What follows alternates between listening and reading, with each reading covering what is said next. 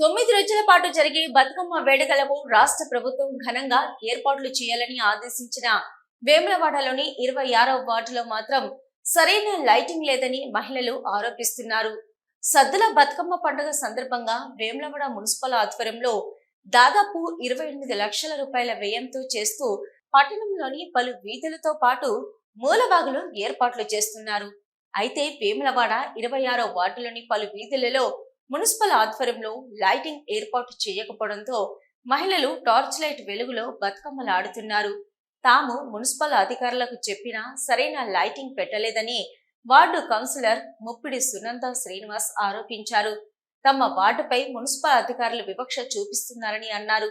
ఎంతో ఉత్సాహంగా తాము బతుకమ్మ ఆడదామని వీధుల్లోకి వస్తే లైటింగ్ ఏర్పాట్లు లేవని మహిళలు అన్నారు.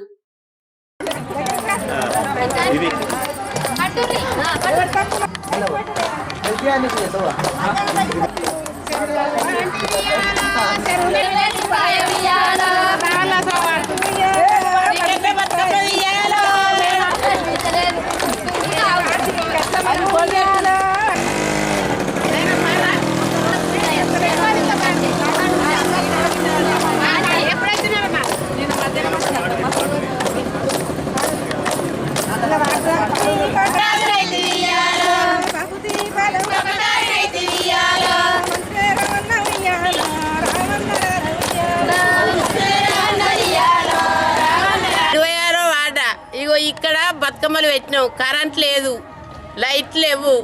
మరి పరిస్థితి ఏంది? ఎప్పుడు వచ్చిన లైట్లు కూడా వస్తలేవు. మరి దేనికోసం వస్తలేవు? ఎందుకు పట్టించుకుంటలేరు? మేము మరి ఈ బతుకమ్మలు ఎట్లా పెట్టుకున్నాడు, ఎట్లా ఆడుకున్నాడు? ఏం లేవు పిల్లలు, మేము చీకట్లు ఆడుకుంటున్నాం. పాట పాడ బుద్ధి అయితే లేదు, ఊలత్తలేదు, లైట్ లేదు, ఏం లేదయ్యా సారు. పొలగండి మేము ఇగో పునికినట్టు ఆడుతున్నాం. మరి ఈ ఆడకు లైట్లు పెట్టదా? మేము ఓట్లేయలేదా, చేయలేదా, చేపలేదా? ఎంతో వైభవంగా ఈ రాష్ట్ర పండుగ ఏదైతే ఉంది అంటే, తెలంగాణ రాష్ట్ర పండుగ ఏదైతే ఉందంటే, ముఖ్యంగా మహిళలు ప్రకృతిని కొలిచే పండుగ ఏదైతే ఉందంటే అది బతుకమ్మ పండుగ. ప్రతి ఒక్క పువ్వును తీసుకొచ్చి పేర్చి దానికి ఒక బతుకమ్మని నామకరణం చేసి ఎన్నో దశాబ్దాలుగా అనాదిగా వస్తున్నటువంటి ఆచారాన్ని రోజు రోజుకు తెలంగాణ వచ్చిన తర్వాత మన సంస్కృతిని కాపాడుకోవాల్సిన తరుణంలో ఆ సంస్కృతిని నాశనం చేసుకున్నటానికి నిదర్శనం. నిజంగా ఏనాడైతే రజాకారులు ఇచ్చేసిర్రు, బతుకమ్మ ఆడిపించారు, ఆడవాళ్ళని ఇది ఆడిపించారు అని చెప్తారు. ఈ రోజున నేను చెప్తున్నాను, 26వ వార్డులో ప్రతి సంవత్సరం ఒక రోజు ముందుగా లైట్లు ఏర్పాటు చేసేదాన్ని. నేను 3 రోజుల నుంచి మొత్తుకుంటున్నా, మా వార్డులో లైట్లు ఎందుకు పెడతలేరని.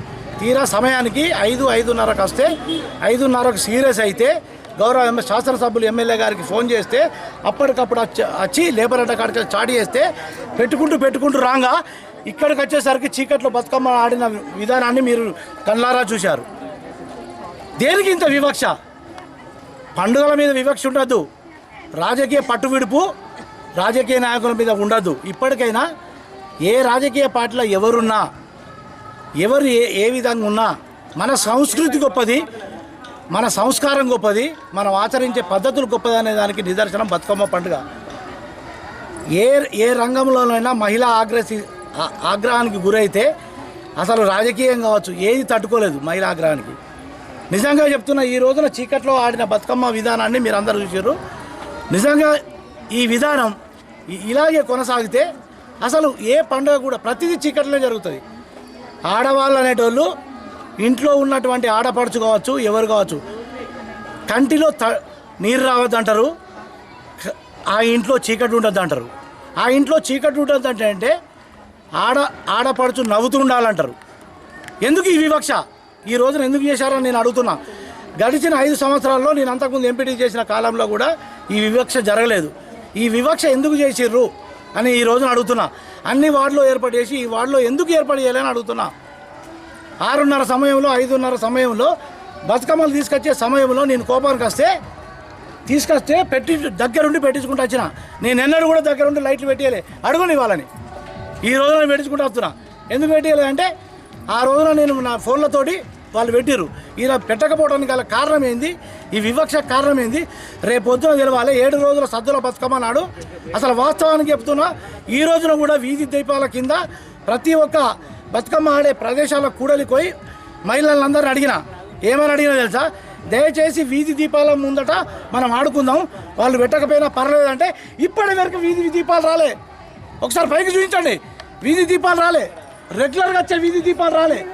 పెట్టిన విషయాలు కావు, పెట్టిన సపరేట్గా పెట్టవలసినటువంటి లైట్లు కావు, ఇప్పటి వరకు వీధి దీపాలు రాలే. దీనికి కారణం ఏంది? దీన్ని వెంటనే ప్రభుత్వ దృష్టికి తీసుకుపోతా.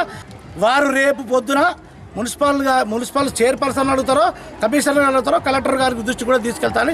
నేను మా మహిళా సోదరి మందిలో మా అక్క జన అందరూ సభాముఖంగా తెలియజేస్తున్నాను.